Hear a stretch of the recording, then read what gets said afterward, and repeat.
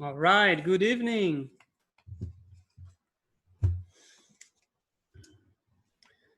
So it's going to be a VIP webinar tonight, small committee. All right, so this is part C of this series of webinars on monopoly.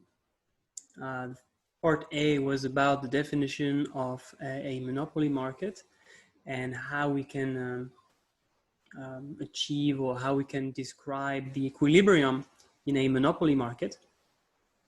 Part B was about the advantages and disadvantages of a monopoly market. On the one hand, we talked about X inefficiencies, one disadvantage. We also talked about economies of scale, which is a clear advantage within a monopoly market. And we also talked about dynamic efficiency and questioned whether or not a monopoly is more or less likely than a perfectly competitive firm to invest in research and development to, trigger technological change.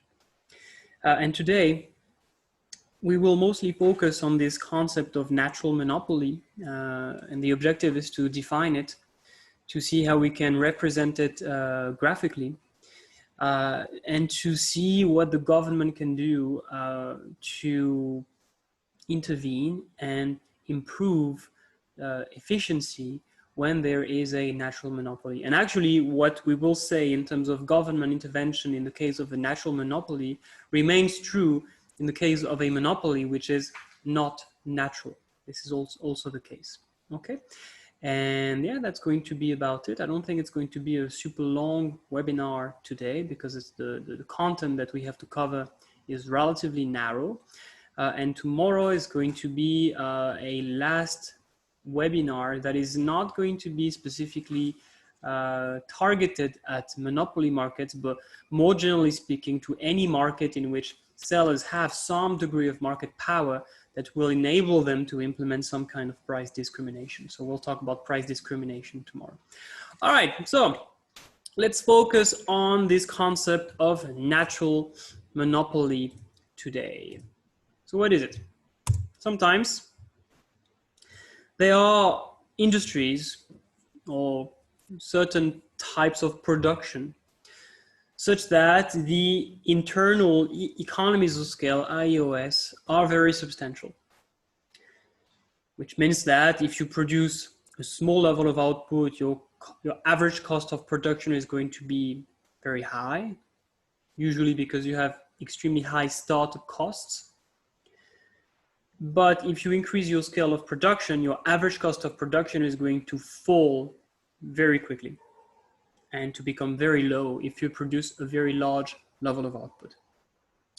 So the consequence is that the first firm who enters the market and therefore supplies the entire market. If I am the first entrant, I am a monopoly at least for some time, so I face the entire market demand and I operate at a large scale of production, so I can enjoy substantial economies of scale. Then in this case, because this first entrant benefits from substantial economies of scale, it benefits from what we call an overwhelming cost advantage over new entrants. The idea is that even though it is possible for new businesses to enter this market, there are no legal barriers to entry. The point is that even though they could theoretically enter, they would not be able to enjoy as much economies of scale as the first entrant, and therefore their costs of production would be much higher, which means that they would not be able to compete with this first entrant. The idea, the intuition that you can give to your students is to say that at first, when a business enters a market in which there is already a firm, so okay, let's say that firm A is already in the market and has a very big market share, and I, firm B, try to enter this market. At first, I will have a much smaller market share than firm A, than the first entrant. And if I have a much smaller market share, because it takes time to build up your market share, I will operate at a much smaller scale of production than firm A. And therefore, my average cost of production is going to be substantially higher, which means that firm A, the first entrant, could very well decide to charge a price that is going to be above its own average total cost, but that is going to be below mine. And in this case, I would just die in this market. I would not be able to survive in this market, and I would be forced to exit. And this might be very costly for me to exit this market. There might be some barriers to exit. So if I am aware of that, if I am outside the market, I am firm B, and I see that firm A in this market is able to produce at a very low cost of production, very low average cost of production, because it enjoys substantial economies of scale. And if I can anticipate that if I decide to enter this market, I will suffer from a cost disadvantage with respect to firm A, I might be better off to keep out of the market, to stay out of the market, and therefore to leave firm A, to leave the entire market to firm A. So at the end of the day, even though other firms could potentially enter the market, they will choose not to, because they anticipate it's going to be difficult to compete with firm A. And at the end of the day, firm A will remain a monopolist in this market. And this type of monopoly, we call that a natural monopoly. Natural, why? I will explain it in a second. Okay. So, okay, and this is the summary of what I just explained. The first entrant initially supplies the entire market and therefore operates at a large scale of production. So the first entrant is able to fully exploit internal economies of scale, allowing it to produce at a lower long-run average total cost. New firms entering the market, they have a much lower market share, at least at the beginning, at least at an early stage of competition. Therefore, their average cost of production is going to be much higher. And in that situation, firm A, the first entrant, could very well implement what we call predatory pricing, when you charge a price that is deliberately very, very low in order to kill your competitors, to charge a price below their average cost in order to, well, drive them out of the market. Okay, so then when potential entrant, if they are able to anticipate that, then they will simply choose not to enter the market. Potential entrants will choose not to enter, allowing the first entrant to maintain its monopoly position. Okay, that's what we call a natural monopoly. So you see that this monopoly has nothing to do with intellectual property. It has nothing to do with some kind of a government that would decide that the production of this particular good or service is under the monopoly control of the government. This is not a public monopoly. This is not something decided by law, and therefore that's why we call it a natural monopoly. Okay, good. So that's the definition. A monopoly created and sustained by substantial internal economies of scale is called a natural monopoly. And again, natural, the opposite would be a legal monopoly, a monopoly that is the direct consequence of some law. Could be intellectual property, or it could be some kind of law that gives the exclusivity of production to a public organization, for example. Okay, so in this case, the reason for which firms outside the market, they choose not to enter, it is simply because the existence of these economies of scale create an effective barrier to entry. It is not worth it for firms to break down this barrier to entry and enter this market. Okay. And usually, and this is going to be important, especially for the graphical representation, because then you could ask, okay, so how do we graph a natural monopoly? How different this is, how different our diagram must be from a typical monopoly, let's say a monopoly that is not natural. So the difference really, there is one single difference actually. It is the shape of the average total cost curve. And when we graph a natural monopoly, we need to make sure that this business, this monopolist, enjoys economies of scale over the entire relevant range of output. why a natural monopoly is not legal. Sometimes it can be, but this is the same thing as, can we say that a public good is a good that is provided by the government? You could say that. Well, actually, no, you can't say that. It's often true. This is what I mean. It is often true that public goods are provided by the government. Yeah, but this is not how you define a public good. When you define a public good, you should define it by its characteristics. You should say that it's a good that is non-rival and non-excludable. That's the precise definition. And then we know that indeed the market fails in the presence of public goods. Private businesses will not provide any public goods, and therefore governments, it's usually the method that is used to address this market failure, government will provide public goods. So it's true that public goods are often provided by public organizations, but this is not how you define it. Just like natural monopolies are often legal monopolies, it is true, because we will see that the market fails in the presence of a natural monopoly, because competition is not something that is desirable when we have a natural monopoly. And to avoid competition and a wasteful duplication of resources, it is often the case that the government will take over the production of the goods or services for which there are substantial economies of scale. So it is true that there are some natural monopolies that can be legal monopolies as well, but this is not the way we should define a natural monopoly. Right, so how do we distinguish on a diagram a monopoly that is natural from a monopoly that is non-natural? Basically, we have to look at the minimum efficient scale of production, MES. Remember that the minimum efficient scale of production is the level of output at which the long-run average total cost reaches its minimum. So basically, the firm will enjoy economies of scale to the left of this minimum efficient scale, and it will start suffering from these economies of scale to the right of this minimum efficient scale. And when you graph a diagram that illustrates or represents a natural monopoly, the minimum efficient scale must be beyond the relevant or the maximum size of the market. So what is the maximum size of the market?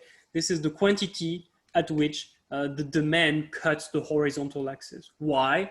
Because the quantity at which the demand curve cuts the horizontal axis would be the quantity demanded if the price is zero. So even if you provide a good for free, people will not demand an infinite quantity. They will demand a finite quantity. And this finite quantity, which is the horizontal intercept of the demand curve, is the maximum size of the market, which means that we will never produce a quantity of output that goes beyond this maximum size, or this maximum output, if you want.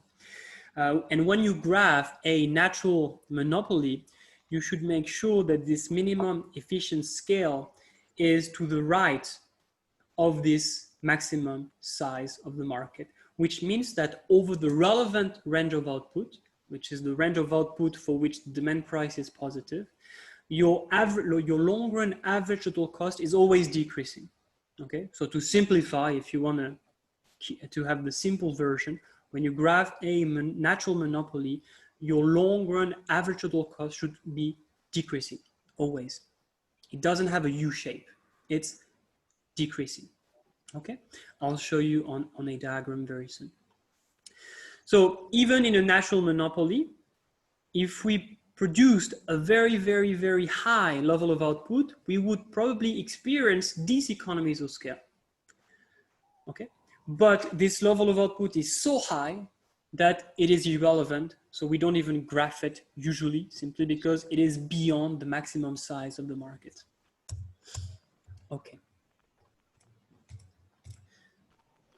Why do we have, how can we explain the existence of this natural monopolist? How come do we have such substantial economies of scale?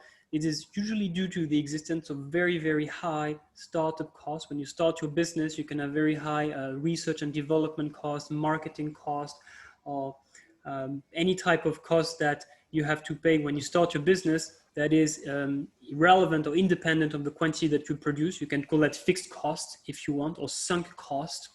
And this is the case in most network industries. So for example, if you want to provide electricity to a city, then it doesn't matter how much electricity you actually provide, you will have to build the electricity network, and the cost of building the entire electricity network is going to be very high. It's going to be a very high startup cost. Same thing for gas and water. If you want to provide water to the people of a city, to the people living in a city, you will have to build the pipes in which the water is going to flow.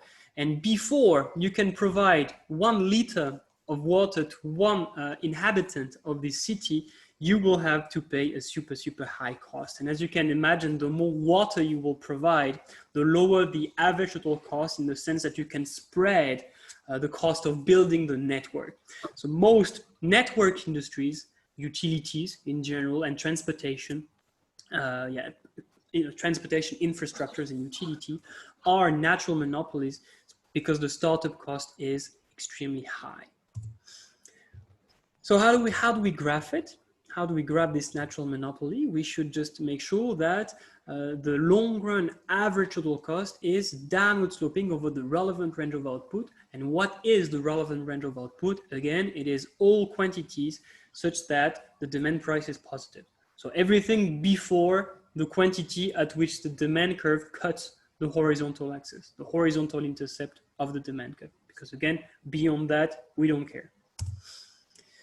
Which means that remember that if we have if the long run average total cost is decreasing, it means that my long run marginal cost must be below my long run average total cost. I don't know if it's going to be increasing or decreasing.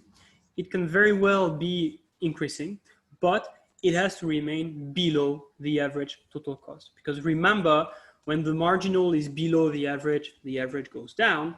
And when the marginal is above the average goes up. So if we know that the average total cost goes down, we know that the long run marginal cost is below it, lies below it. Okay, are we ready for the diagram? Yes, we are ready for the diagram. So how do we do that? Let's start with the demand curve. The demand curve is the average revenue of the monopolist. And this is, I can identify what I call the relevant range of output and the irrelevant range of output. Marginal revenue, okay, so same vertical intercept as my demand curve, but twice steeper, okay? Long run average total cost, decreasing, and then you see that it starts to increase. So we first have economies of scale, and then we start experiencing diseconomies of scale, but you will see something interesting. That's my long run marginal cost that cuts the long run average total cost in its minimum, you see. When the average goes down, or you can put it differently, when the marginal is below the average goes down. And as soon as the marginal is above the average goes up. So you could ask, yeah, but this looks like a typical monopoly, a non-natural monopoly. But there is one important difference between the typical diagram of a monopoly and this one, is that you see that the level of output, or the minimum efficient scale, if I identify the minimum efficient scale, MES, which is again the quantity of output at which your LRATC is minimized, you see that this minimum efficient scale is to the right or beyond the maximum market size. Again, the maximum market size is the quantity at which the quantity demanded is maximized. If the price is 0, this is what people would demand, okay? Even if the good is for free. So the relevant range of output is everything to the left of this point here. So over this relevant range of output, the white area if you want, you see that my long run average total cost is always decreasing, always. And my marginal cost is always below my average cost. This is what is different, what makes this diagram different from the diagram of a monopoly that is not natural. Let me go back a bit just to illustrate it. You see, look at this one. Look at this diagram. The minimum efficient scale, let me identify it. The minimum efficient scale is right here. Yeah, the quantity at which my average cost is minimized, MES, assuming we are in the long run. Okay, that's my MES. And you see that the maximum, I can't even graph it because it would be, the quantity would be too big on this diagram. But you see that the minimum efficient scale, let's say, is within the relevant range of output. So this diagram, this is how we can conclude that this diagram does not illustrate a natural monopoly. Okay. Let me go back to my original diagram of a natural monopoly. It's too early for price discrimination. We'll have to be patient. Okay. Okay, so then what's going on? Let's start by focusing on what an unregulated natural monopolist would do. Okay, so let's forget about the government. Let's just say that this is a private natural monopolist. There is no price regulation, there is no state provision whatsoever, nothing.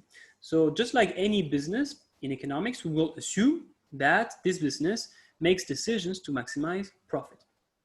And in this case, to maximize profit, we should have MC is equal to MR. Marginal cost is represented by the red curve, marginal revenue by the green line.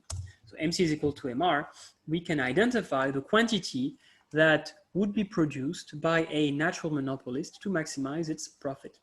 Again, be careful. The price at which this business should sell its output is not given by this value over here. If I want to find the price at which this business would sell its product, what I do is that I look at the demand price for this quantity of output, okay?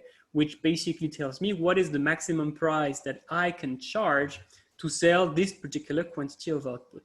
So I go up until I meet the demand curve, and then I read the corresponding price. So it is when charging the price PM that people or buyers will demand the quantity QM that maximizes my profit. All good for me. We can even identify the profit that I would make in this case. At this quantity of output QM, my average total cost is given by this value here, ATCM, and therefore I make some abnormal profit that is represented by this area. Okay, I don't know if I have, yes. And clearly this equilibrium, the profit maximizing level of output QM is allocatively inefficient, and therefore it does not maximize total surplus. It is equivalent. If I say that there is allocative inefficiency, it means the same thing as total surplus is not maximized. And if total surplus is not maximized, then there is a deadweight loss. We can identify this deadweight loss on the diagram. So here, because my marginal cost is not a straight line, my deadweight loss is not a triangle. And remember, how do we identify a deadweight loss in a diagram? It's always the same method. You have your, let's say, current quantity or equilibrium, which means where we are right now, okay? And then you can look at where we should be if we wanted to achieve allocative efficiency. Remember, if you want to achieve allocative efficiency, you should have the marginal cost of production, which is the red curve, equal to the marginal benefit of consumption, which is represented by the demand curve. So basically, allocative efficiency is achieved when MC is equal to the demand curve. You can put it this way. Okay. So allocative efficiency, let me identify it right there. Allocative efficiency would be achieved at this level of output that I am going to call Q star. Okay. When the marginal cost is equal to the marginal benefit of consumption given by the demand curve. And then once we have these two quantities of output, what we currently have, QM, and what we should have to achieve allocative efficiency, the deadweight loss is simply the difference between the marginal benefit of consumption, the demand curve, and the marginal cost of production, which is the red curve here, between these two levels of output. Okay, so you see that this is exactly what I have represented here when I represented the deadweight loss. Okay, so the market fails, just like in any monopoly, natural or not. The market fails. We do not maximize total surplus. Good.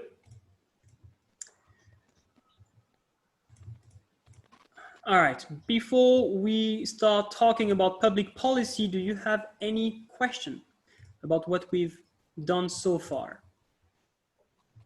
About the definition of a natural monopoly, about how we graph it, about how we could identify the profit maximizing quantity, the deadweight loss. Are we good?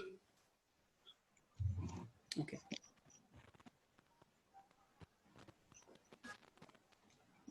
Okay. So then, what can we do? There are two main things that a government can do in order to improve efficiency, to reduce the size of the deadweight loss. First option is just state provision, which would be a situation where the government would take over the production of this good or service, for example, electricity production, water provision, the provision of construction of railways, this type of things. And then why would it be better in terms of efficiency? Simply because the government could produce the quantity of this good or service that would maximize total surplus rather than profit. So the only difference is that a private company and the government, they don't have the same objectives. A firm will choose to maximize profit. A government might hopefully choose to maximize welfare, total surplus. So that's one possibility, and we'll talk about that, but it's usually a bit complicated and it can be very costly for government to provide a good by itself. It will have to collect tax revenue. There will be some expensive administrative costs. There might be some information failure. There might be some bureaucracy, some red tape. So it's not usually the best solution. It's a bit complicated. It's a solution that is tedious. So the second option that is usually considered to be easier is to use price regulation. So price regulation is simply a situation where we allow one private business to produce the good or service. So there is no state provision, no government provision, but we introduce a maximum price. So we basically tell the private business, okay, you can produce this good, but you are not allowed to charge more than this level. And if we set this price, this maximum price at the right level, we can improve efficiency. And you probably know that there are two main types of price regulation. One that we call average cost pricing, and another that we call marginal cost pricing. And each of them has one advantage and one disadvantage. So we'll talk about that. Okay, so if you have a monopoly that is not natural, so which means if you face a monopoly in which economies of scale are not very substantial, so producing a very large level of output does not allow you to reduce your average cost of production significantly. Then in this case, one solution that could be implemented by the government would simply be to break up this monopoly. Just like the Standard Oil in the US, just to say, okay, you are too big, so I'm going to break you into smaller business units, smaller companies, smaller independent companies, and each of these companies is going to compete with all the rest of companies and operate at a much lower scale of production. So in this case, when there are not substantial economies of scale, it is a good idea because competition is going to lead to lower prices, higher output, and a smaller deadweight loss, okay? But if you face a market in which economies of scale are very substantial, in this case, it might not be a very good idea to break up a natural monopolist. Because on the one hand, you could say, yeah, it's going to be good because these smaller businesses are going to compete with each other, and this might lead to a lower price. But on the other hand, if each of these small business faces a much higher average total cost of production because they operate at a smaller scale of production, even though they compete, they might still charge a higher price because they have a higher cost. So it's not necessarily a good idea to break up a monopoly when there are substantial economies of scale. Okay, so this is exactly what I explained here. And the trade-off is between productive efficiency and allocative efficiency. Competition typically improves allocative efficiency because the less concentrated the market, the more competitive the market, the lower the ability of firms to charge a price above their marginal cost of production. If you have a big market power, you will have the ability to charge a price that is going to be much higher than your marginal cost of production. And this will generate a big deadweight loss. But with competition, the price is going to be very close to the marginal cost, small deadweight loss. So breaking up a monopoly usually improves allocative efficiency. But if you break up a natural monopoly, this will lead to a much higher cost of production, average cost of production, because each small firm will not be able to enjoy economies of scale. So you will lose productive efficiency. Okay, so on the one hand, better allocative efficiency, but worse productive efficiency. Overall, is this a good idea to break up a natural monopoly? Difficult to tell. It depends on the size of each effect, depends on the magnitude of the economies of scales. It also depends on the price elasticity of demand. It's a complicated matter. So the two options, as I mentioned, we basically have a state provision and price regulation. These are usually the two things that we can do. So state provision, well, there is not too much to say about that. It's when the government or a public company, a company that is under the control of the government, is going to directly provide the good or service. So the main advantage is that we will make decisions based on efficiency, maximizing total surplus, rather than making decisions to maximize profit. So we can eliminate the deadweight loss this way. But the main inconvenience, okay, on the one hand, you can have X inefficiencies. Okay, we talked about that. Public-owned companies are often less eager to keep costs down than private businesses. X inefficiencies basically are likely to be bigger in public organizations than in private organizations. So that's one problem. And the second issue is that publicly owned firms often end up serving political interests. There might also be this problem.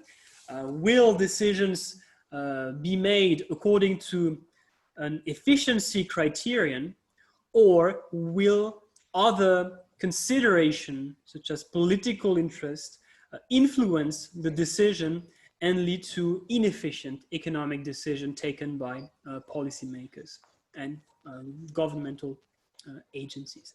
So yeah, main advantage, main disadvantages of state provision. There is not much that we have to say about that for now, especially because students have already studied that in AS, so they are familiar with the pros and cons of state provision.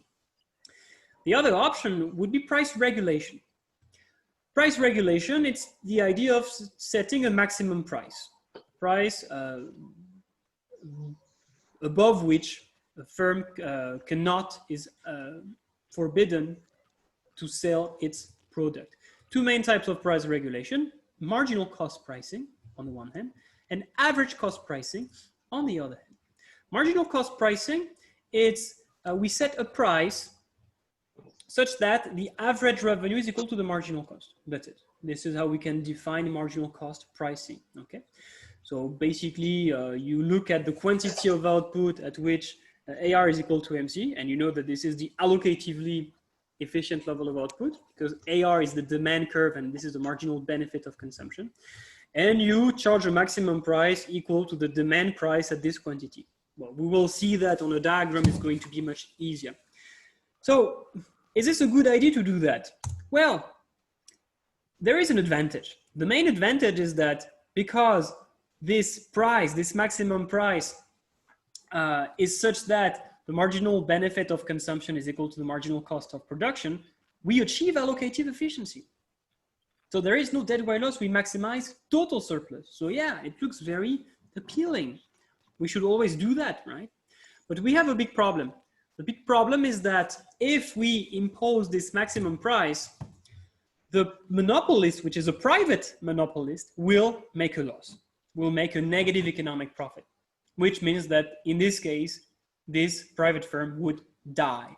And if it dies, it would stop providing this good or service.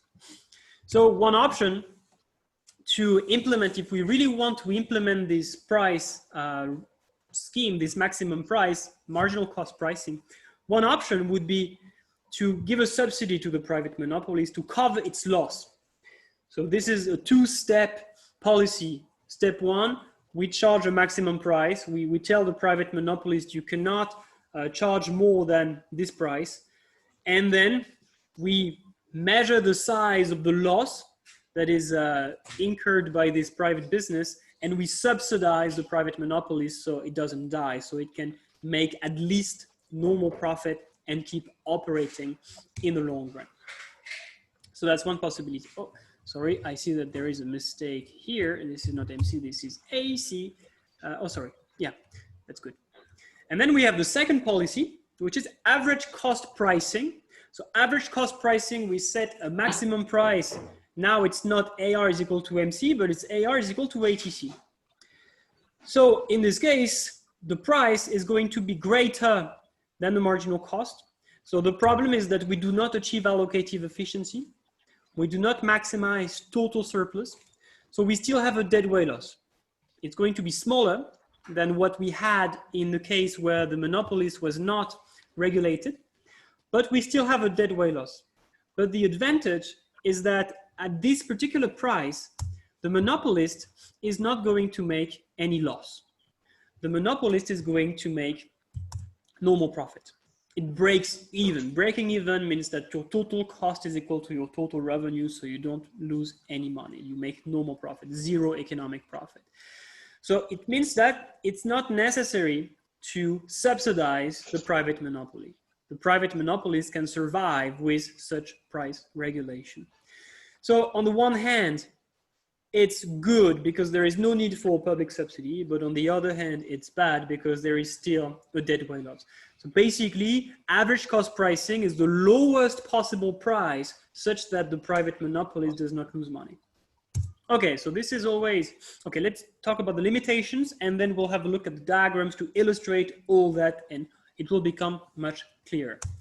So what could be the limitations? We talked about the limitations of state provision. What about the limitations of price regulation? Of course, there might be a problem of information.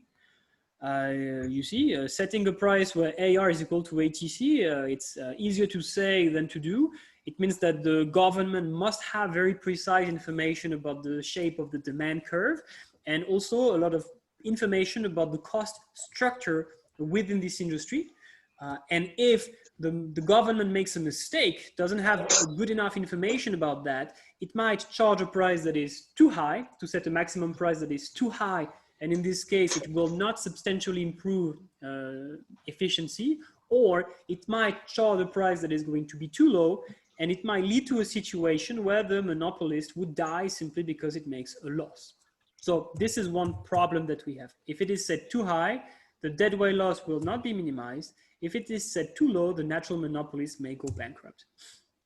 And of course, because the government might not already have the information about the costs within this industry, the government might just try to collect this information directly from these businesses, just some kind of survey to analyze the cost of production of these businesses. So the government might have to ask private companies to report their costs and to decide what the maximum price should be on the basis of these reports. But in this case, there's clearly an incentive to misreport the information, to exaggerate your cost of production, to report that your cost is higher than what it actually is in order to lead to a higher price or higher maximum price set by the government. So yeah, there might be some kind of information failure due to this asymmetry between firms and the government. Okay, and of course, if you charge a maximum price, then private firms, they might have an incentive to provide low quality products in order to restore their profit margins. Good, I think that's about it. All right, I will skip that. And I will directly show you the diagrams about an unregulated natural monopoly, but we've already done that, about how we can represent marginal cost pricing and average cost pricing. So the unregulated natural monopoly, this is the same diagram as before. Okay, so this is why you have these reminders sign. So we've already seen that. How about average cost pricing? So remember, average cost pricing, we set the price such that the average revenue is equal to the average total cost. So the average revenue, it's the blue line. The average total cost is the orange curve. So we look at the quantity here at which they are equal, and we just read the corresponding price. And this corresponding price is going to be the maximum price that the private monopolist can charge. Okay, so this is PR, is for price regulation, if you want. And you see that at this price, indeed, you have the average cost equal to the average revenue and this quantity QR. So what's going to happen in this case? In this case, the average revenue and marginal revenue curves are going to change.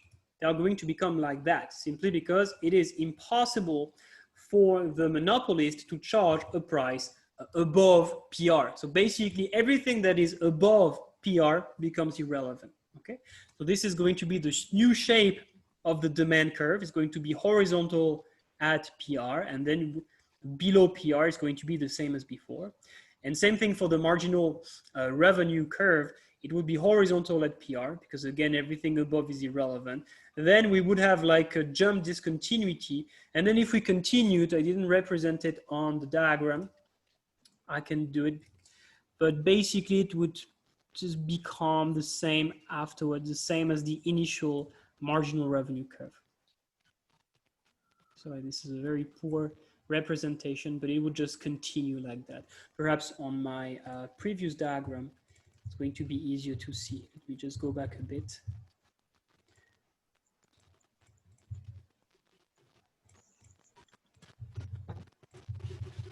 Yeah, you see, this would be something like that. So you can remember this type of diagram. So this would be the demand curve and the marginal revenue curve in the case in which there is no price regulation.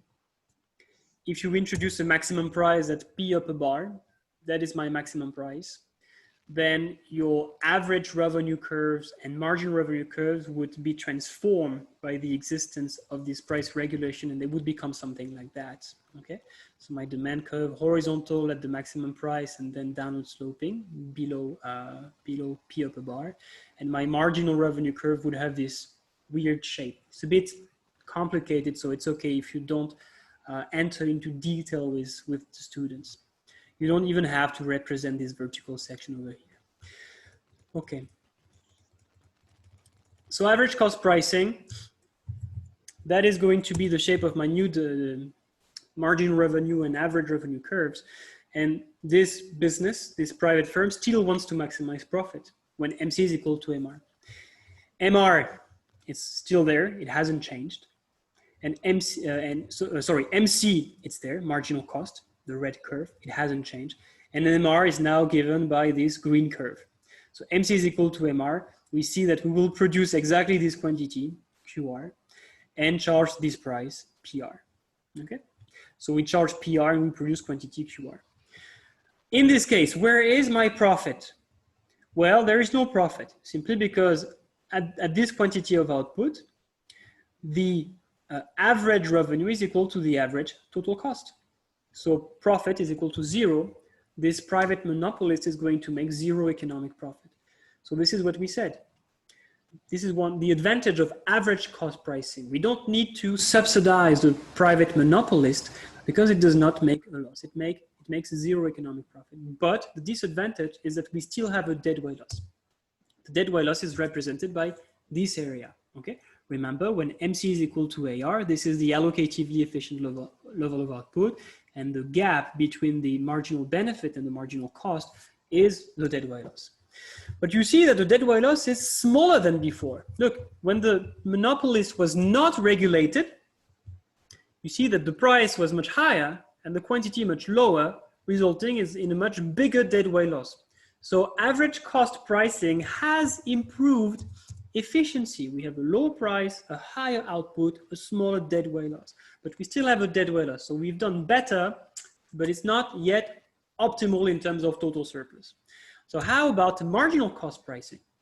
So marginal cost pricing is when you set the maximum price such that the marginal cost is equal to the average revenue. Okay, so marginal cost, red curve, average revenue, blue curve. So you basically set a price, P star, and the quantity that is going to be produced is Q star. If you want, you don't have to do it. You don't need to teach your students how to do that. But if you want to show them how your average revenue and marginal revenue curves would shift or change after the introduction of this price regulation, you could show them this type of diagram. Okay, but again, it's a bit advanced, just to convince them that under this price regulation, the private monopolist is indeed maximizing its profit when producing the quantity Q star at the price P star, at the maximum price. Where is the profit here? Here we have a big problem because the profit is negative. Look, at Q star, the price is there, P star, but the average total cost is above ATC star. So this big area here represents the subnormal profit, negative economic profit that has to be paid, if you want, by this monopoly. So the thing is that if the government does not provide any kind of subsidy to compensate this loss, this private firm would die. And if it dies, it would stop producing altogether. And in terms of efficiency, this would be dramatic, as you can imagine. So this is the main disadvantage. We need to subsidize this private monopolist if we want to be able to successfully implement marginal cost pricing. But the advantage is that where is the deadweight loss? No deadweight loss. Because you see that when we implement marginal cost pricing, if there is a subsidy that accompanies it, then this private firm will operate at the level of output that is allocatively efficient. Okay, so I think it's interesting to compare these two forms of price regulation, average cost pricing versus marginal cost pricing, and to draw conclusions in terms of what should the government do as is possible for businesses, and to make recommendations in terms of which option is preferable. Good, and that's it. I'm done. I think that's pretty much everything. Oh, just one additional point. Since basically when we talk about government intervention in this concentrated market, policies to break up a monopoly or to regulate, to introduce some form of price regulation, to reduce the market power of a monopolist, if you want to go beyond that, you can talk about antitrust laws, and this is this other PPT. Let me share it with you. This other PPT is something that I use with my AP students because antitrust policies are covered in a more comprehensive way in AP. What you can do, you can, well, first tell them what we call trust. It's a good question, right? Because we say antitrust, but what's a trust? I'm pretty sure your students don't really know how a trust works. So you can define that. And then you can talk about the main examples from the US mostly, because the most famous examples come from the US. You can talk about the Sherman Act. You can talk about the Clayton Act. You can talk about the Federal Trade Commission. Where is it? The Federal Trade Commission Act. You can give some examples just to illustrate some policies, some antitrust policies that have been implemented in the US to break up these monopolies, or to reduce their influence, or to reduce their market power and improve economic efficiency. So yeah, it could be something that you might want to add even when you teach the Cambridge curriculum. This is something that I do. I don't spend too much time on that because it's not tested in paper 3 and paper 4, but just for our students' culture and general knowledge. I think this is interesting. You can find this PPT in the AP section of my website. This is module number 37, Public Policy to Promote Competition. Okay, do you have any questions about natural monopoly? Let me know if you do. Any question? Go ahead, shoot, I'm ready.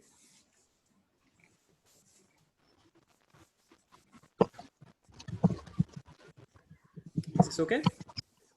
So far, so good? Well, since it's the end of this webinar, so far, so good means that you've understood everything, the entire content of this webinar. Yes, I'm listening to your question. You can type it or you can unmute your mic and just talk to me. It works too. Okay, so can you hear me? I can hear you. Yes, go ahead. Oh, okay. So I'm teaching economics as well. And I think because normally when I'm teaching in IG economics, I put all 4 types of market structure together in teaching. So, but here in A2 or A level, each topic, each market structure is quite complicated. Do you suggest that I should teach them together or I should teach them separately? Okay, so the first thing that I'm going to say is that I don't have experience yet teaching the IGCSE syllabus. So I'm going to be very careful with my answer because I don't have much information. I do have some understanding of the IGCSE curriculum. And of course, I know that the content is not as detailed as it is in A2. But yeah. in any event, I think you should separate the 4 market structures. And actually, I don't really see how you could do otherwise. Can you just explain to me what you had in mind? Because you say, should we separate the 4 market structures? How would you do otherwise? How would you teach the 4 market structures altogether? Yep, they have some common things. For example, their influence in the social welfare and the characteristics and their diagrams. There are some types of common features there, but not all of them. For example, the price discrimination only exists. The content of price discrimination only exists in monopoly, but like the diagrams can be just integrated in the same class or the same periods. Okay, well, first thing that I want to correct is that price discrimination is not only something that is possible in a monopoly market.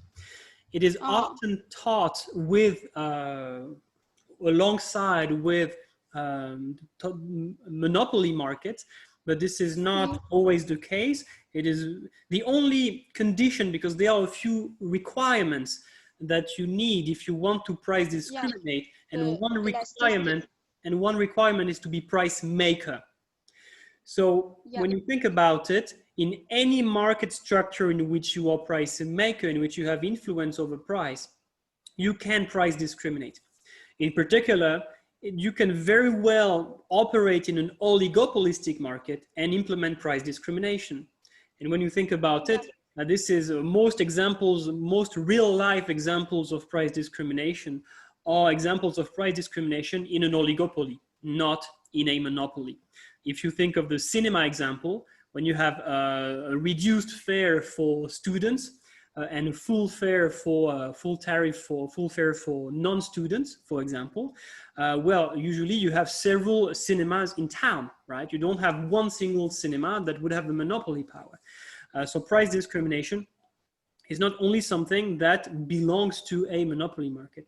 Then what you could do, I think what you say is very interesting. You say that some market structures have common features, and some market structures common features. There are something that we can talk about together. For example, what is the the effects of the different market structure on social welfare, and the difference between their demand curve, their supply curve, these Okay. things like that.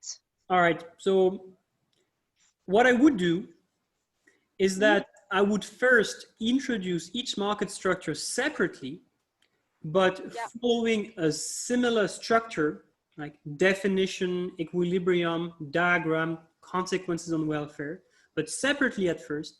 And then in a second phase, or in a second stage, to put together some kind of a table where you would put together all different market structure to compare them, to highlight what is different and what they have in common. Let me just show you something that I use when I introduce market structures. I use a very simple table, so perhaps you could come up with something that will be a bit more elaborated. Let me find it. Yes, I will share my new PPT to you, so you can see that. Where is it? Okay, thank you. This one, yeah. Introduction to market structures. I do this type of summary. You see? So that's a very simple table where you have the 4 market structures and you have the 4 main characteristics of the market. Number of firms, whether or not we have product differentiation, whether or not firms have influence over the market price, whether or not there are barriers to entry or exit. This could be a good way to summarize what you've said about market structures. Of course, you could go beyond that. I've only included 4 columns, but you could add something like efficiency. Do we achieve allocative efficiency? Do we achieve productive efficiency? Yeah. What are the consequences on welfare? You could even add some diagrams. For each row, you could add the main diagram that would represent each market structure. I think this would be a great idea to summarize and to summarize the main points that you have developed before, and to emphasize what these market structures have in common and why they are different. But initially, I would separate them because it feels a bit difficult for, well, that's my first impression. As a student, I think I would find it a bit confusing if you try to teach me something like efficiency in 4 market structures all together, if I don't have any background information about each of them separately. So in terms of teaching, I think this is what makes the most sense. And you can come up with a big mind map at the end, or you can even assign this as a homework.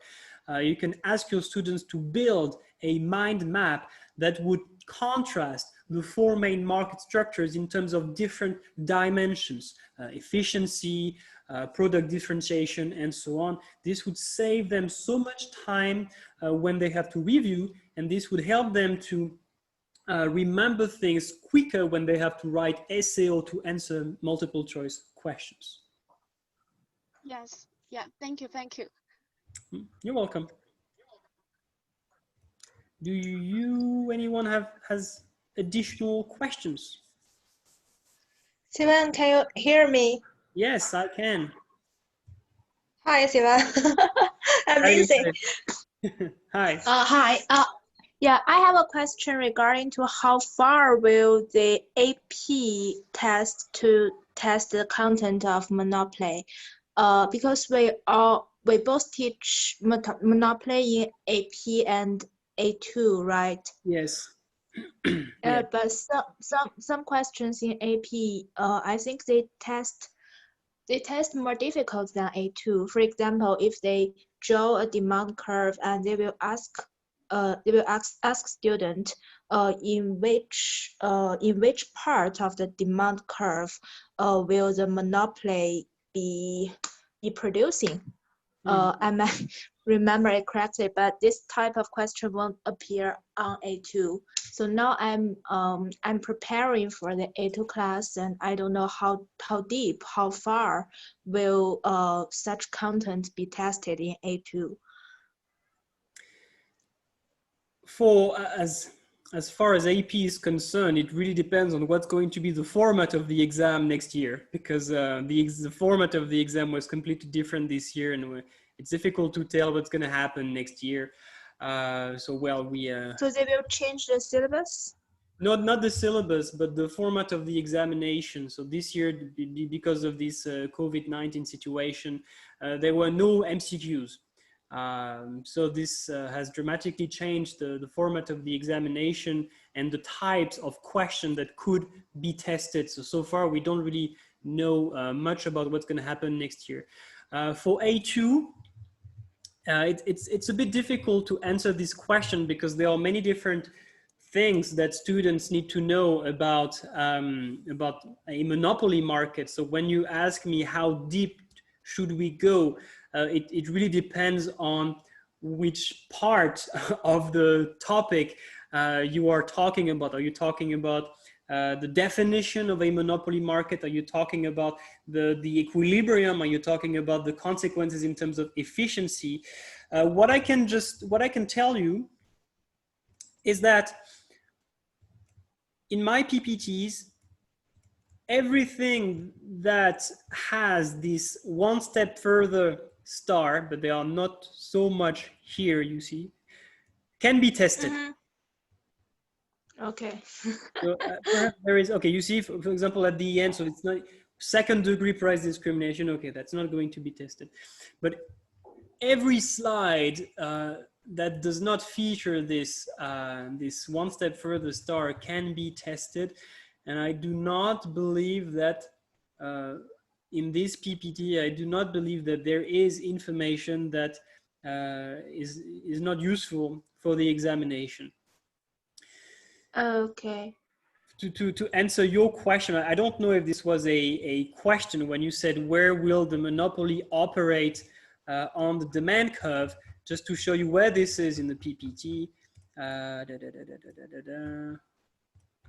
I'll find it.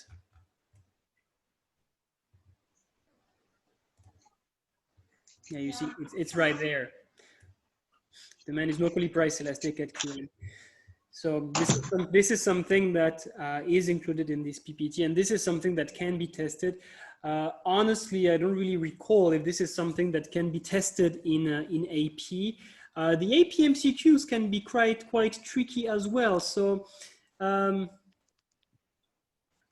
would really say that in terms of how deep you have to go in A2 and in AP, I really think it's about the same. I don't feel like the AP curriculum goes deeper than the A2 curriculum or vice versa. I think it's about the same. On the other hand, for example, the IFY curriculum is much easier. You don't have to go as deep when you teach IFY. You just have to focus on the main ideas. The questions are way more straightforward. But A2 versus AP, the content about the monopoly market is about the same. And what can be tested is pretty similar. What you could do Okay. to, at the end of each PPT, you have some MCQs. You know, at the end of this one, you have essay questions and MCQs about monopoly market. And you could compare with the MCQs from past papers from the AP examination. I don't know. Again, in my opinion, in terms of difficulty, it's about the same. Perhaps a slightly more complicated for A2, but again, it varies from one year to the other, I guess. So sorry, I don't have a very precise answer to your question. Okay, it's okay. I think I got what I want. Okay. And also, when will you be holding a webinar on oligopoly? So tomorrow is going to be about price discrimination. Okay. Then this weekend, it's going to be about economic efficiency with Cambridge. It's going to be the official Cambridge training. Then probably, what do we have, Monday? Well, it's going to be next week for sure. It's likely to be Monday or Tuesday. Okay, so what will you talk about? Game theory or something more difficult? Is it too easy? Is game theory too easy? I will start by introducing the main points about game theory. Yes, go ahead. It's very interesting, but I think AP only covers game theory, oligopoly, but A2 they have diagrams. I haven't prepared. Okay, so I haven't. Yeah. for A2, yes, there are many things that the students must know. There is some basic game theory concept, but honestly, game theory is not very heavily tested. Then there is the definition of an oligopoly, characteristics. Then there is the different pricing strategies or the market behavior. Then you have something important about non-price competition. It's important to discuss non-price competition.